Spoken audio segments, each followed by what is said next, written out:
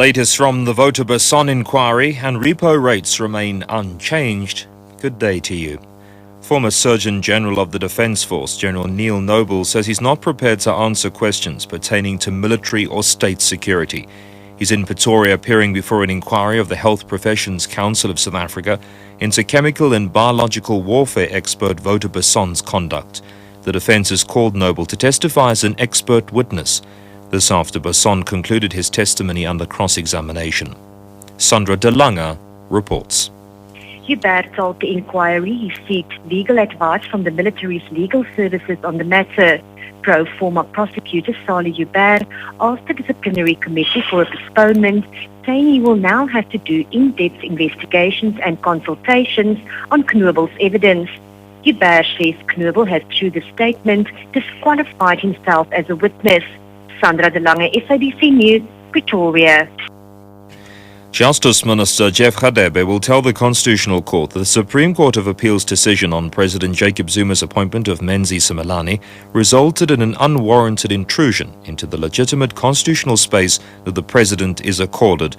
This is contained in papers that the ministers filed before the Constitutional Court. Radebe argues that the SCA tightened the rationality standard it applied in assessing the process Zuma followed in appointing Simelane. Zuma since accepted the Supreme Court ruling that found that his appointment of prosecution's boss Menzi Simelane was invalid and irrational. However, Radebe is opposing the confirmation of the SCA's ruling by the Constitutional Court. Justice Department spokesperson Gladi. The argument that we'll be presenting is to the effect that the SCA went overboard in the application of the rationality test. Secondly, we will indicate that the interpretation of the NPA Act empower and authorize the President to act in the manner that he had. And thirdly, we are indicating that there was no finding made by the SCA to the effect that Advocate Menzi Simelane is not fit and proper person. Reserve Bank Governor Jill Marcus has again left rates on hold amid mixed local and international economic figures. She made the announcement in Pretoria. The repo rate remains at 5.5%, while the prime rate is at 9%. Marcus says the pressures on inflation remain evenly balanced. The committee is of the view that at this stage the current stance of monetary policy is appropriate to support the real economy, while at the same time maintaining its commitment to achieve the inflation target over the medium term. The Monetary Policy Committee has therefore decided to keep the repo rate unchanged at 5.5% per annum.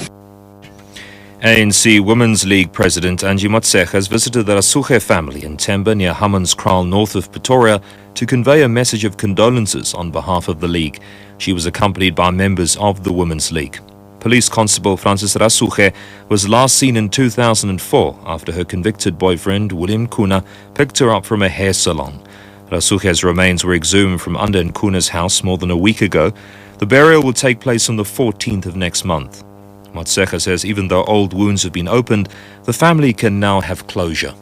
This problem is opening old wounds, but we are also grateful that it will help them to find closure. So it's very sad we are bringing our condolences, but we are saying I think it happened for a good reason. They'll find closure so that they can know and give Rasuge a very dignified family in accordance with how they normally bury their own. An advisor to Ivory Coast president says a plane carrying 4 African presidents that was going to Mali's capital Bamako to negotiate with the military who seized power in Mali last week is now headed back to Abidjan with the heads of state on board. The advisor says he cannot explain why the plane with the presidents on board has turned around. Presidents from Ivory Coast, Benin, Niger and Burkina Faso were to meet with the army captain that led the coup in Mali last week. The West African bloc ECOWAS is threatening military force if the captain doesn't step down.